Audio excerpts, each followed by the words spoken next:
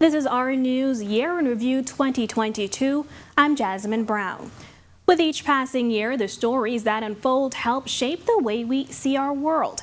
And tonight, we recount the amazing highs that colored the canvas that made this year's picture so bright in many ways.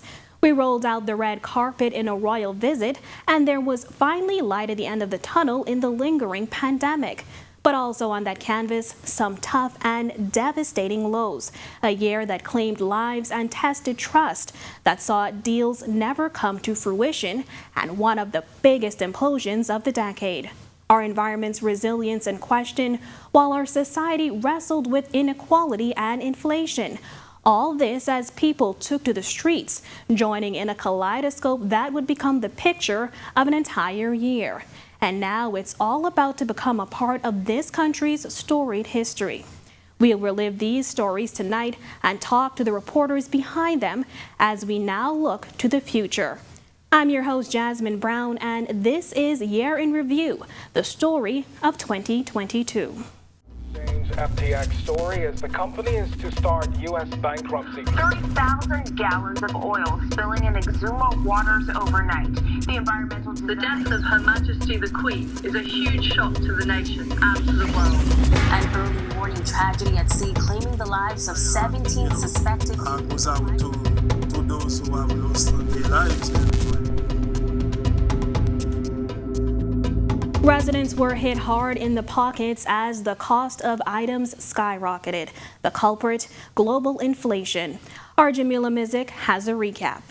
A war between Russia and Ukraine earlier this year brought on higher gas prices for consumers. In a matter of weeks, the Bahamas felt the pinch at the pump.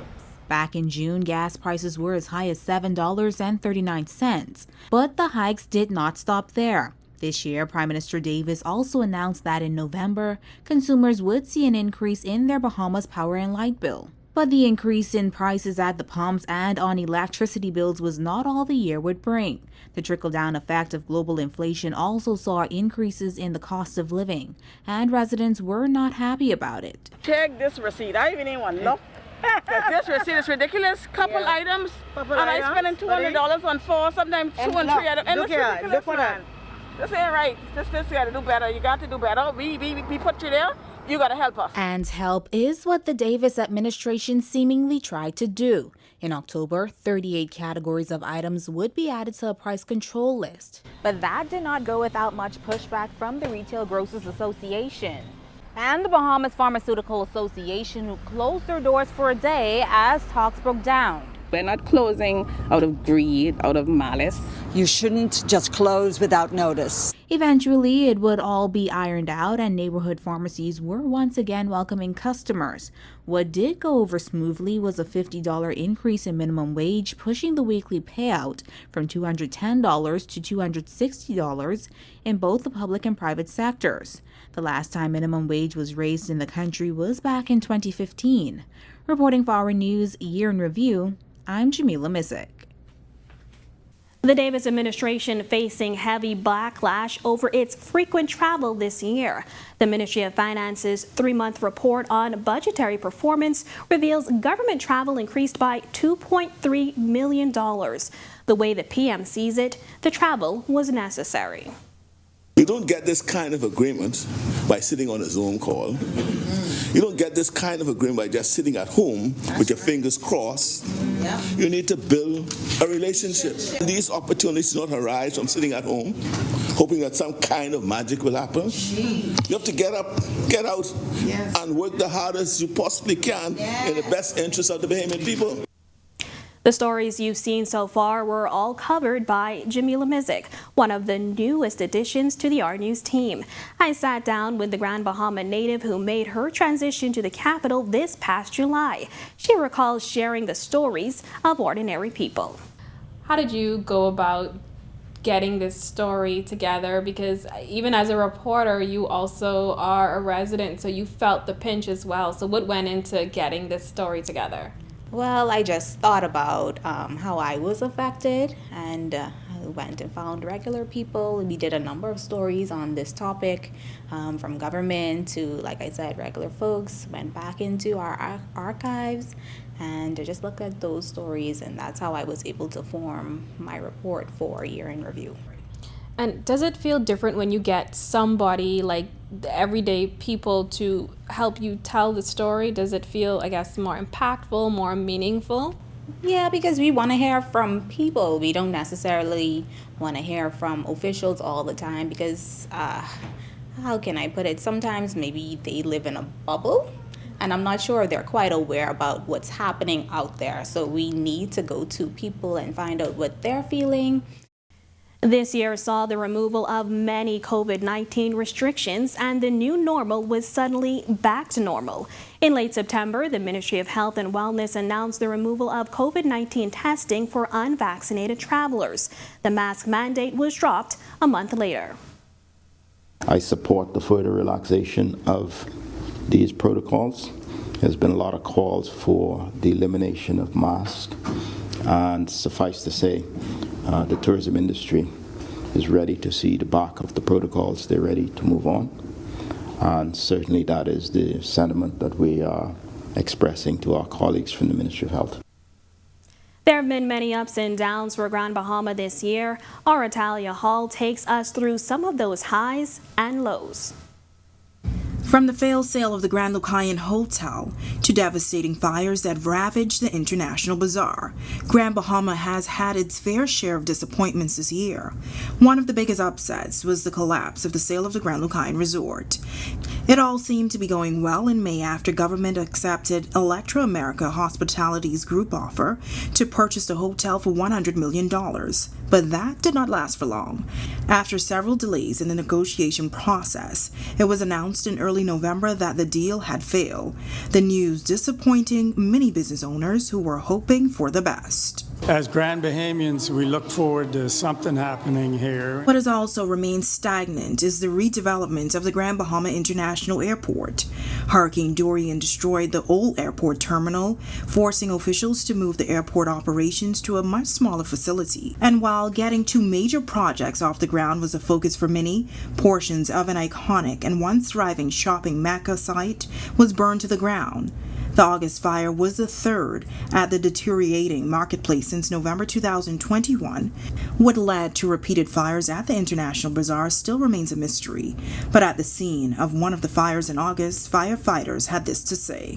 We had persons who would have come in the area because of the dilapidation, and persons not being in the area, they would use it as means to now light copper. And while Grand Bahama continues to have challenges, some are still keeping the hope alive. Reporting for Our News Year in Review, I'm Italia Hall. Italia, who you just heard from, is another journalist from Grand Bahama who made the journey to the capital this year, and we were happy to welcome her. When we sat down to talk about her work in the field, she was proud to share her connection to home. I think for me, going back to Grand Bahama again, being able to tell those stories here in the capital and to get the message out, those are always most memorable for me. When it's a bad story from Grand Bahama, whether it's a good story, I'm always happy to be able to be a part of that. Even from, I guess, whenever we have negative stories, if it's the collapse of the Grand Lucayan sale or it's a new business opening up on the island, I'm always happy to be a part of that, just to get that message out. When Year in Review continues, bloodshed leads to a war like no other by the Royal Bahamas Police Force.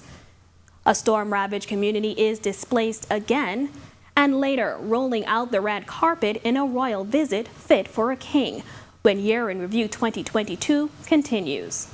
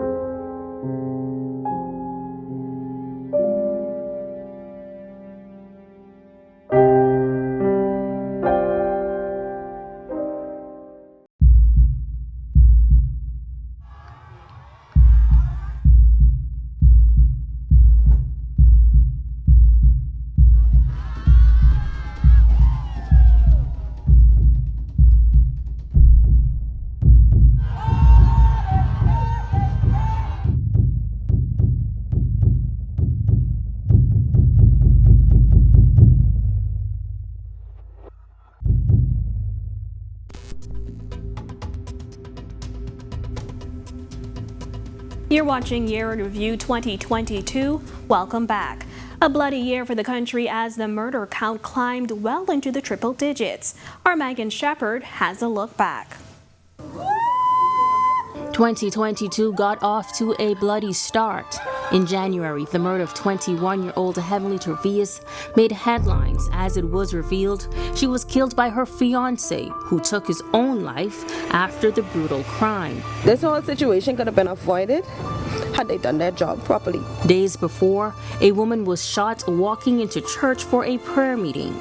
The month of March was a particularly bloody one for the country, recording nearly 24 murders. In that same month, Prime Minister Philip Davis convening a crime conclave, which was attended by law enforcement officers, members of the opposition, and members of the community. Despite those efforts, however, the bloodshed increased. A late-night shooting in July killed 4-year-old young Kenton Seymour as he was heading for ice cream with his family. Yeah, about 3 shots. We didn't know where the shot was coming in. And then there was the murder of Omar Davis Jr., a young man whose story was one of tragedy to triumph. The partially decomposed body of the recent college graduate was discovered in the trunk of a black Honda Fit in August. As the bloodshed continued, the Royal Bahamas Police Force experienced a change in command. In the summer, the baton of leadership was passed on from then Paul Roll to now Commissioner of Police Clayton Fernander. The statistics is speaking to us and it's telling us who the players are. The murder count has broken last year's record. The police commissioner and his team of officers say the clampdown on crime will not end in 2022. Reporting for Our News Year in Review, I'm Megan Shepard. A migrant smuggling attempt ended in tragedy this summer, killing 17 people. On July 24th, a twin-engine 30-foot speedboat with 45 people on board was attempting to make its way to Florida when it capsized 7 miles off New Providence. It sent shockwaves through the community. I have a heart for these people. Now they die, and I don't even think they will come out and say, okay, let me help bury them. And again, it is us in the community who have to go and raise money to help and assist with those burials. The Bahamas gaining the glaring light of the international press this year for 2 rare but horrific events that had deadly consequences. 3 U.S. tourists were killed by carbon monoxide poisoning at Sandals Emerald Bay Resort.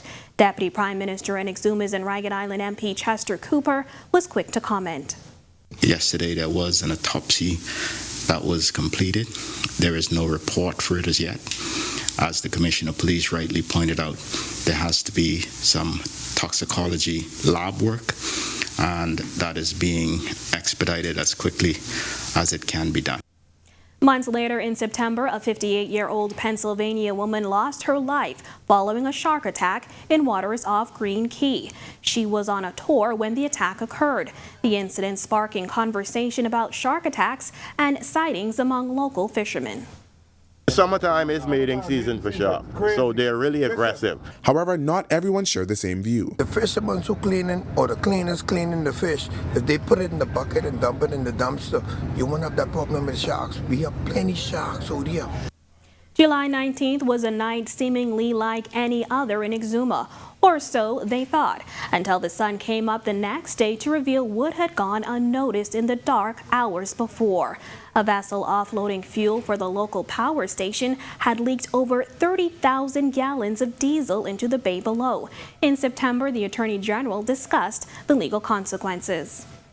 The Office of the Attorney General has collected all of the applicable reports from the agencies, including the police, the Port Department, and from DEP, and have gone through those with respect to potential liability. We've also done an analysis both on domestic law as well as liability that would be connected to international conventions that we're members of with respect to oil spills, and have done an internal analysis on liability, and we're now preparing the appropriate documentation to bring action. Our environmental laws are pretty stringent, so I think we're pretty good there. Needless to say, we feel comfortable about the existence of liability and damages. The Dome City in Spring City, Abaco is no more after the temporary homes were demolished.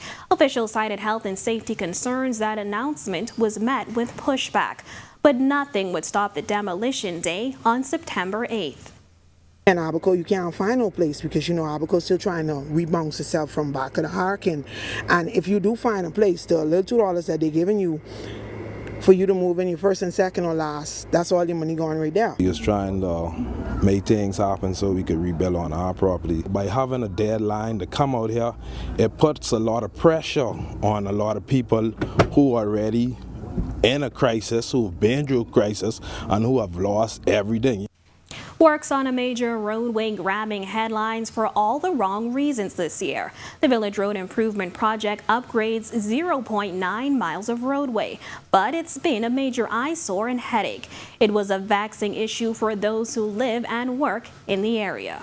Improving always has growing pains, and it is better to do something the right way than to rush something. We'd hate to see we tar a road and then come and dig it up again. We're used to that and we don't like it, most Bahamians. So I think if we take a little extra time and we do the water, the electricity, and the low voltage, TV, phone, fiber, and we get it right, I wouldn't mind if it took 2 years. When Year in Review 2022 continues, the tragic end of the Long Island Regatta after a plane crash claims the life of a young mother. Plus, the storms that made a name for themselves in the 2022 Atlantic hurricane season. And later, athletic excellence on display. The highlights when Year in Review 2022 returns.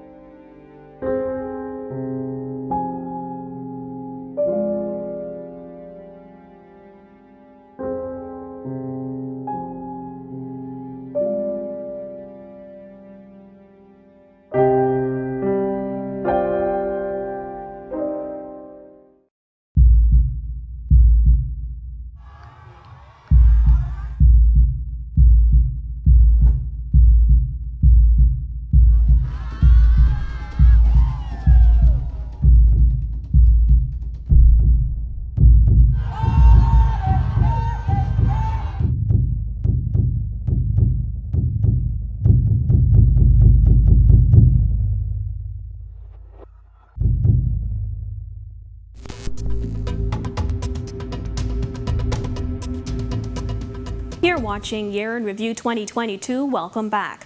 The return of regattas was welcome news this year, but the end of the Long Island Regatta was marred by tragedy on June 6th after a plane crash. 6 people, including the pilot, survived the crash. Althea Newbold lost her life. Her partner of 8 years and father to her young daughter gave an emotional interview days after the tragedy. In their final few WhatsApp messages together, he shares a photo of their 7-month-old daughter at his side. But sadly, Aaliyah will never get to feel her mother's touch again.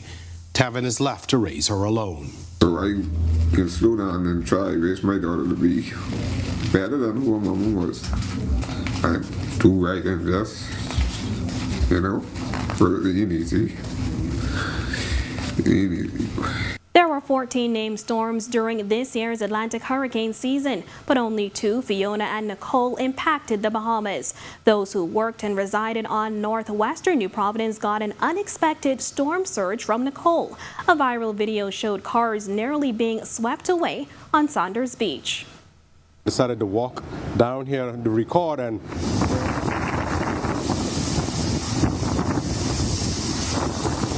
it was scary, but the scene that was beautiful, but it was scary.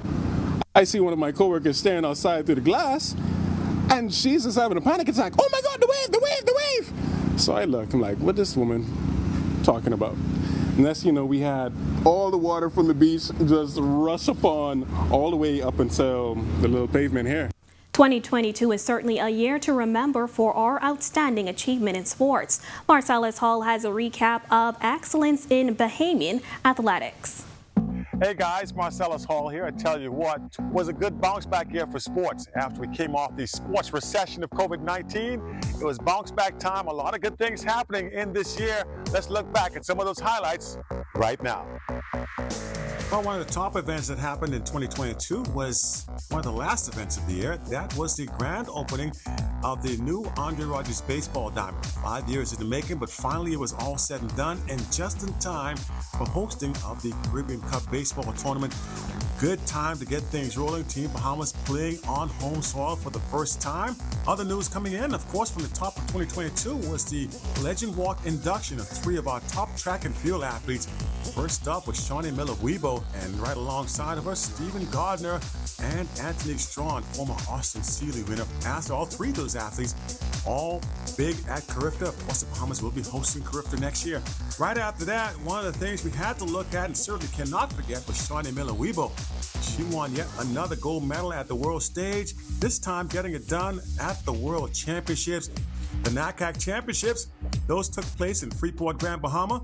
Another major event, first time held in the Bahamas, and putting themselves very well here. Of course, the United States were the overall top medal earners, but Bahamas holding their own.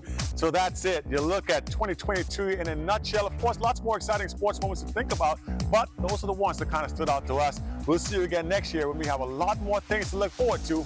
I'm Marcellus Hall. See you in 2023. The year isn't over yet as we continue to count down the stories that shaped 2022, including a majestic tour of the Caribbean islands, the next stop, the Bahamas. And months later, the blanket of silence across the world as the death of the Queen marks the end of an era. Plus, from crypto explosion to implosion, the rise and fall of a $40 billion company and its now disgraced CEO.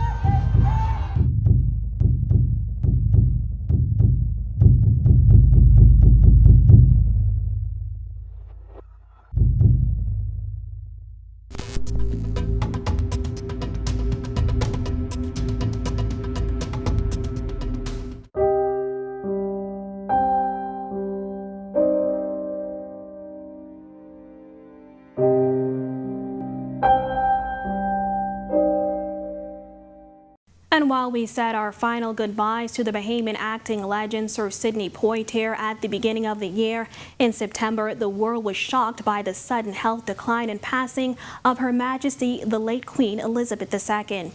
It ended an impressive 70-year reign where 9 in 10 living humans were born after the Queen was coronated. And while Britain mourned, so did we, as the late monarch was also Queen of the Bahamas. The top British official in the country took notice. And we've all lost a public servant who has done her utmost for all our countries. But as it has done for hundreds of years, the crown is now passed to King Charles III. The people of the UK, as a fellow realm, join with the people of the Bahamas in mourning the death of Her Majesty. But together we also join together in offering our loyalty and our devotion to our new king.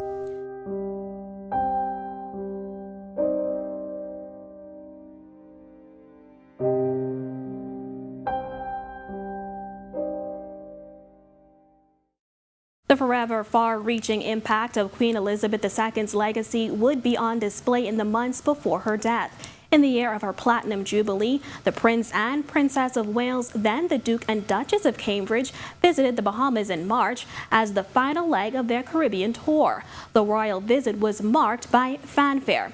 Just before her recap, here is some insight from my one-on-one with Marlena Leonard.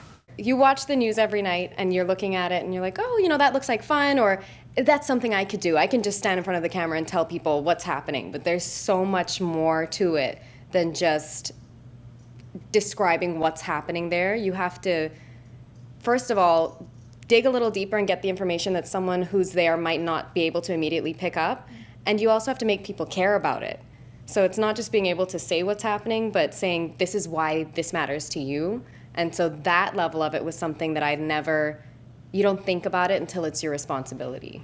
Back in March, the Bahamas played host to then Duke and Duchess of Cambridge, now Prince and Princess of Wales, William and Catherine. The tour was a part of the late Queen Elizabeth II's Platinum Jubilee celebrations.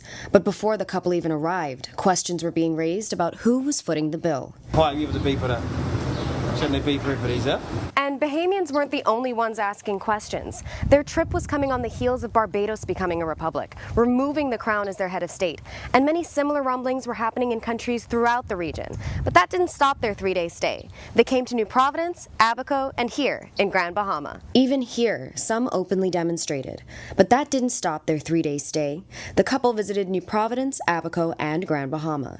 Their trip included experiencing authentic Bahamian culture and connecting with the public, but also paying their respects and surveying the catastrophic damage left by 2019's Hurricane Dorian. There were even lighthearted moments like this unforgettable scene in Abaco. I'm a little bit more adventurous than William is.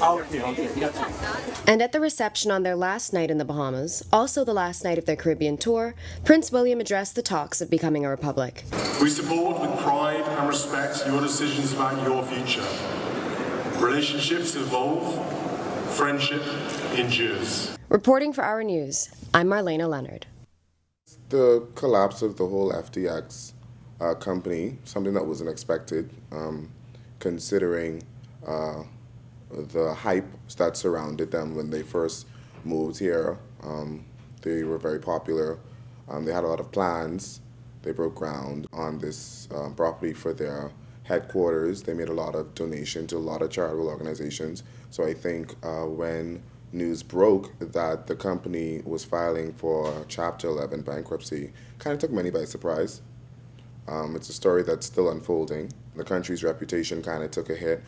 That was our Berthany McDermott recalling the story of FTX, the locally based crypto company that crashed onto the scene, making hundreds of thousands of dollars in donations to local charitable organizations, schools, constituencies, and churches. But the company with big plans would soon hit rock bottom, becoming the biggest story of the year. The Securities Commission of the Bahamas has frozen local assets of FTX Digital Markets. And it all went downhill from there. The Securities Commission of the Bahamas also suspended the registration and applied to the Supreme Court for a provisional liquidator. It began with reports that FTX was hit with over $6 billion in withdrawal requests in 72 hours. CEO Sam Bankman-Fried apologizing on Twitter, saying, "I'm sorry." Then came this announcement. The company is to start U.S. bankruptcy proceedings as CEO Sam Bankman-Fried steps down. Major cryptocurrency exchange Binance said it was walking away from purchasing part of its smaller rival. This as the Prime Minister finally spoke out, saying he believes the Bahamas will emerge better. Well, this response not sitting well with the FNM, who protested outside the office of the Prime Minister. Weeks later, the former crypto giant found himself before the magistrate's court for the beginning of his extradition hearing. In an indictment, prosecutors for the Southern District of New York allege that Bankman-Fried conspired with others to commit wire fraud, commodities fraud, securities fraud, and money laundering. He faces up to 115 years in prison. Just days ahead, Bankman-Fried broke his silence in an exclusive interview with Our News, where he spoke to the issue of fraud. I don't know fraud that happened. I don't know that any fraud did happen. But after spending less than a week on remand, Bankman-Fried had a change in heart and waived his right to extradition, which saw his immediate departure on December 21st. Now, at his arraignment in New York City, Bankman-Fried was not required to enter a plea. He was also granted a $250 million bail bond. He returns to court on January 3rd. Reporting for Our News Year in Review, I'm Berthany McDermott. Thanks, Berthany, and that's the year. As the story of FTX continues unfolding, we watch and wait, perhaps with some bated breath. Until then, we imagine a tomorrow filled with unity, galvanized to tackle our greatest challenges. This country has endured hard years and tragedy before, but amidst those tragedies, we've learned our incredible strength and emerged stronger, wiser, and better. On behalf of the entire team, I'm Jasmine Brown, wishing you a prosperous and happy new year. He is behind bars at the Bahamas Department of Corrections. The death of Her Majesty the Queen is a huge shock to the nation and the three recent murder victims, including a mother and son, who were gunned down after an altercation. The plane they were on crashed in bushes in Deadman's Key Sunday morning. That family vacation took a tragic turn after the 58-year-old woman was viciously attacked by a